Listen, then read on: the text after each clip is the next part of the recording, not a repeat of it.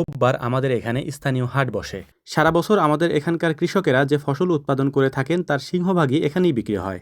মজার ব্যাপার হলো সব ফসল সিজনে বিক্রি হলেও একমাত্র পেঁয়াজ এবং রসুন বিক্রি হয় সারা বছরই। আজকে আমরা পেঁয়াজ নিয়ে হাটে যাব, এ কারণেই হচ্ছে পেঁয়াজ নামানোর প্রস্তুতি চলছিল। আমরা একটা বিষয় আপনাদেরকে আগেই বলেছিলাম যে এবছরের পেঁয়াজ তেমন একটা রাখি করা যাবে না, অর্থাৎ পেঁয়াজ এবছর সংরক্ষণ করলে বেশি দিন টিকবে না। এর অন্যতম কারণ হলো এবছর আমরা যখন পেঁয়াজ উঠিয়েছি তার সপ্তাহখানেক আগে আমাদের এখানে প্রচুর পরিমাণে বৃষ্টি হয়। এই বৃষ্টির কারণে এখানকার ফসল অনেক বেশি বেড়ে যায়, অর্থাৎ ফলন অনেক বেশি বেড়ে যায়। যেখানে 52 শতকের 1 বিঘা জমিতে 100 মনের মতো পেঁয়াজ হতো, এবছর সেই জমিতে পেঁয়াজ হয়েছে প্রায় 150 থেকে 250 মনের মতো।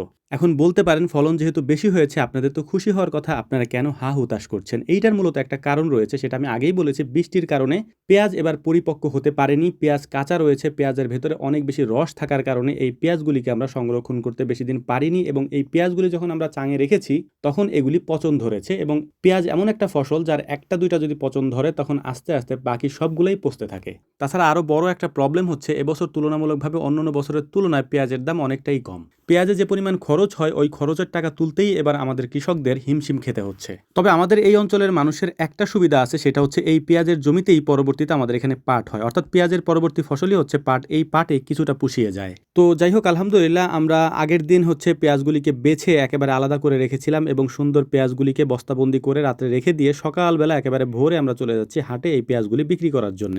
ভিডিও শুরুতেই একটা কথা আপনাদেরকে বলেছিলাম, পেঁয়াজ আমাদের এই অঞ্চলে এমন একটা ফসল যে ফসল সারা বছর বিক্রি হয় হাটে। এখন কিন্তু পেঁয়াজের সিজন না, তারপরও একেবারে ভোরবেলা দেখেন পেঁয়াজের অবস্থা, পুরো হাট ভর্তি শুধু পেঁয়াজ আর পেঁয়াজ। এই দৃশ্য শুধুমাত্র এখনের না, এটা সারা বছরই থাকে। হাটে গেলে বেশিক্ষণ আমাদের অপেক্ষা করতে হয় না, বাজার দর যেরকম আছে পেঁয়াজ আমরা সেভাবে বিক্রি করে চলে আসি। এই যে বড় বড় পেঁয়াজের স্তূপ দেখতে পাচ্ছেন, এই পেঁয়াজগুলি মূলত হচ্ছে ব্যাপারীরা কিনে নেয়, এরপর এই পেঁয়াজগুলি আড়তে যায়। আড়তে যাওয়ার পর সারা বাংলাদেশে এই পেঁয়াজগুলি ছড়িয়ে যায় এবং খুচরাভাবে বিক্রি হয় বিভিন্ন দোকানে বা সবজির দোকানে। তো আলহামদুলিল্লাহ হাটে আসার পর আমাদের বেশিক্ষণ অপেক্ষা করতে হয়নি। বরাবরের মতো আমাদের পেঁয়াজ বিক্রি শেষ করার পর আমরা টাকাগুলি এখান থেকে গুনে নিচ্ছিলাম। আলহামদুলিল্লাহ আগের তুলনায় কিছুটা দাম বেড়েছে, এটা একটা স্বস্তির ব্যাপার। এবার আপনাদেরকে একটু দেখানোর চেষ্টা করি আমাদের এই হাট। এখানে প্রচুর পরিমাণে পেঁয়াজ ওঠে একেবারে ভোরবেলা, যখন আশেপাশের দোকানপাটও খোলে না, সেই সময় আমরা এখান থেকে পেঁয়াজ বিক্রি করে বাড়িতে চলে যাই। আজকে যদিও আমরা একটু পরে এসেছি, এর আগের বার আমরা যখন ভিডিও দিয়েছিলাম বা আমরা যখন আপনাদেরকে দেখাইছিলাম তখন দেখিয়েছিলাম যে একবারে ভোর রাতের দিকে অন্ধকার থাকতে আমরা আসি এবং সকালের আলো ফুটতে ফুটতে আমরা পেঁয়াজ বিক্রি করে বাড়ি চলে যাই।